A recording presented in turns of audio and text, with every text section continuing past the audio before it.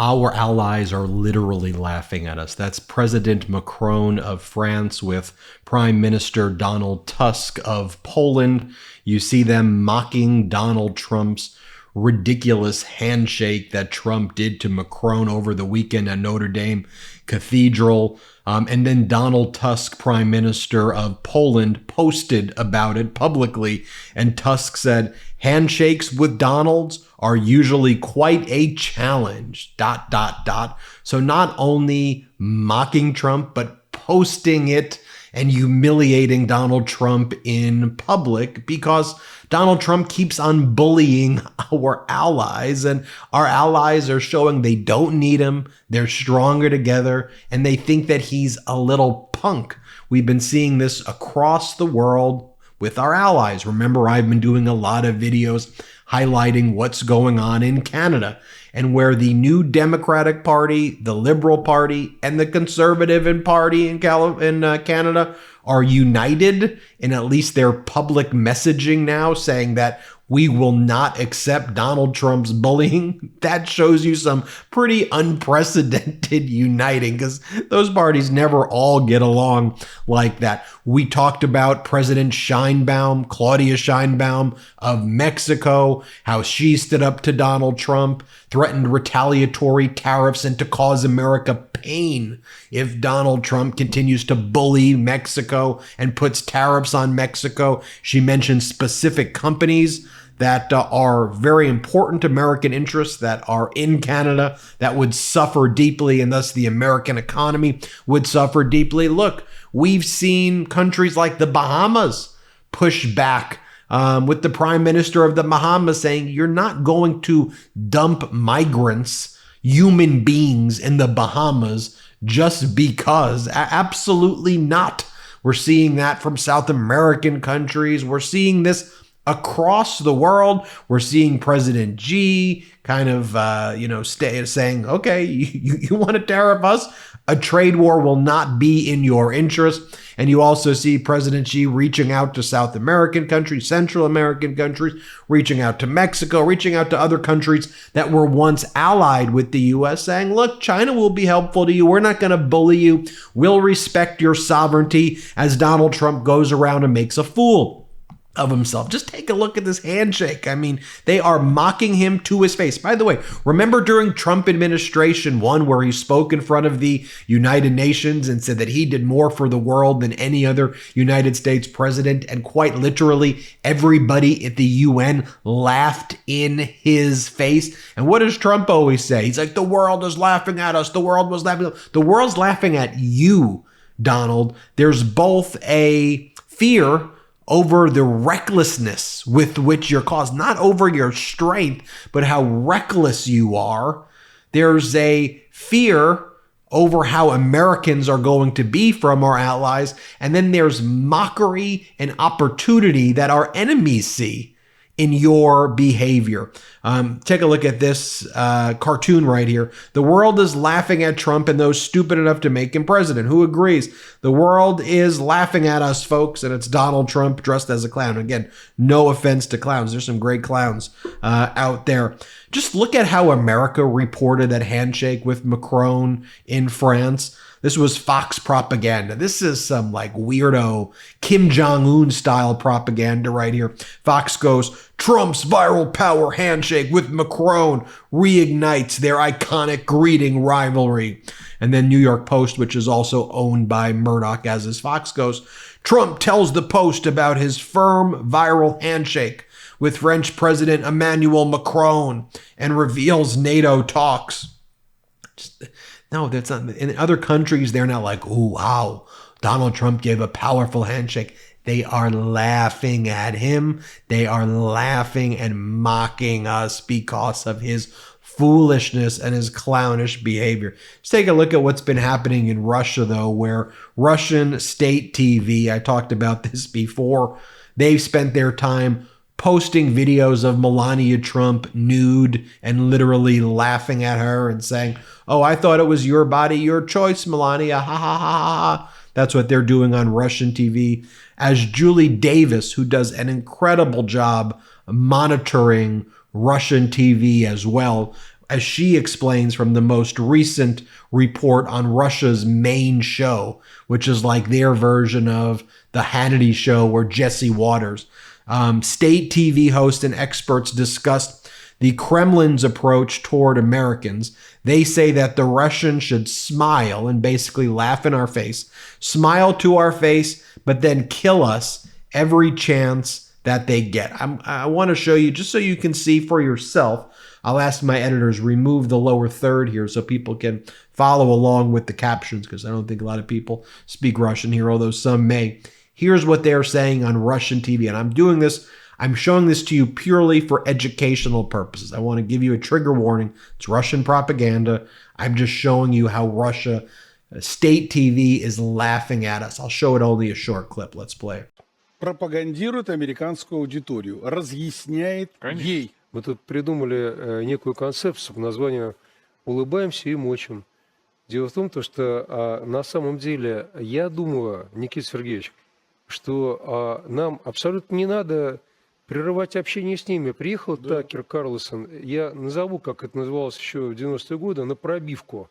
Ну, тогда, когда кто-то приходил на спорную территорию, так сказать, вот высаживались ребята, так сказать, там в известных спортивных костюмах и брали на слабо. Вот он приехал провести глубокий зондаж.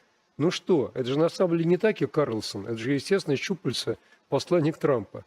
Надо продолжать говорить со всеми, с Такером, не с Такером, одновременно с этим, абсолютно ничего не подписывая, моя любимая тема, давайте где-нибудь обвалятся причальные стенки американского порта.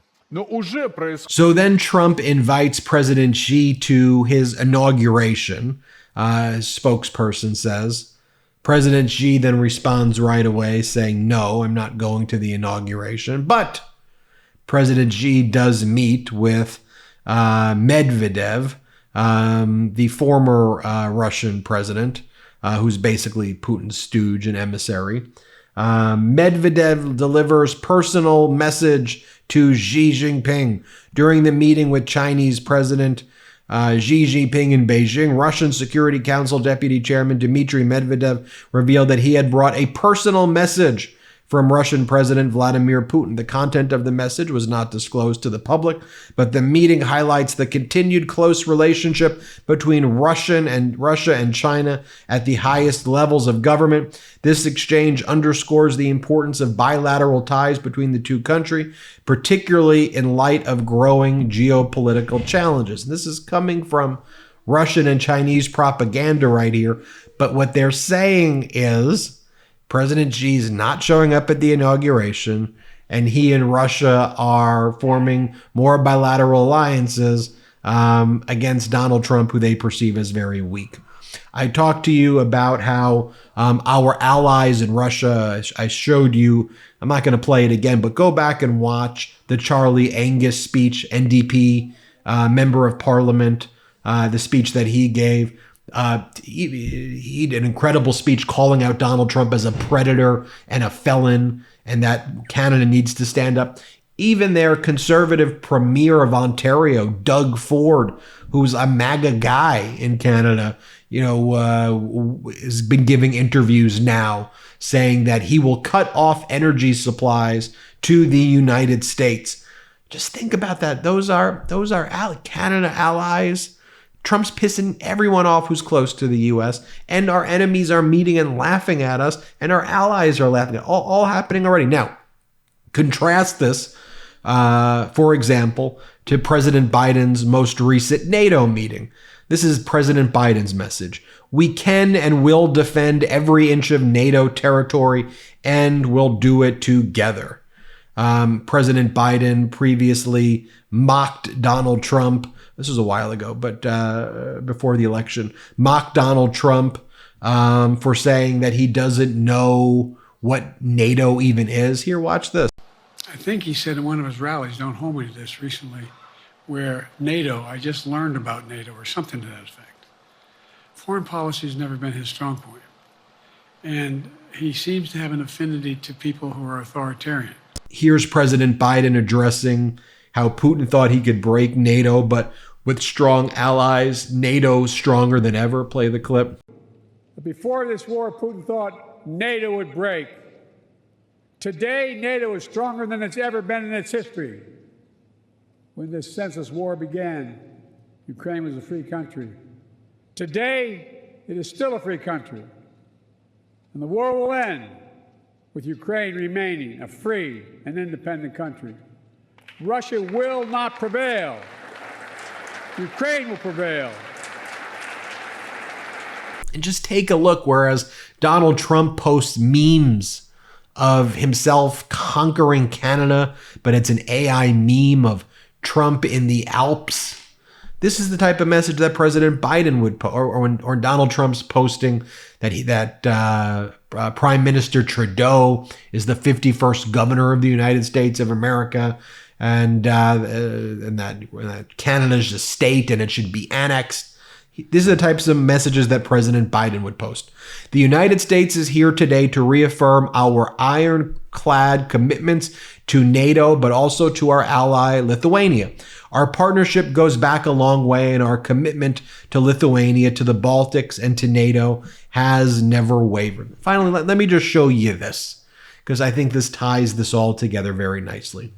This is Donald Trump's former Secretary of Defense, Mark Esper, saying, this was from before the election, where Trump's own former defense secretary said, Trump does not understand what alliances even are and how critical they are to our security.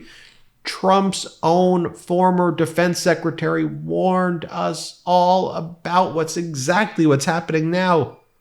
Let's play the clip. Well, look, Americans don't like to see their friends and allies thrown under the bus, and that's basically what was done when Trump made those remarks. He invited Russia to attack those countries that weren't living up to their commitments. So, you see it as a green light for him to do what? Well, I see it as a green light for Putin to attack a NATO ally, another neighboring country. Now, I think that's unlikely, but nonetheless, it sends all the wrong messages, and not just to Vladimir Putin, but to Xi Jinping in China, who's looking aggressively at Taiwan. Plus, it sends a signal to all of our allies around the world, not just in Europe, but Japan, Korea, the Philippines, and others who face aggressive actions by autocrats. We've heard from all kinds of Republican members of Congress, including right here yesterday, who say, oh, that's just what Trump says out loud when he campaigns. They say they don't necessarily take him at his word. Do you?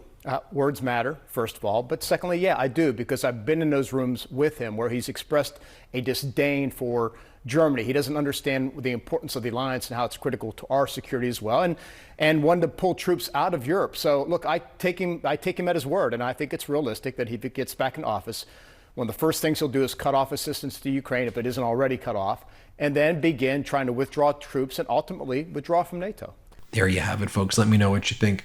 Hit subscribe. Let's get to 4 million subscribers together. Thanks for watching. Love this video? Make sure you stay up to date on the latest breaking news and all things Midas by signing up to the MeidasTouch newsletter at MeidasTouch.com/newsletter.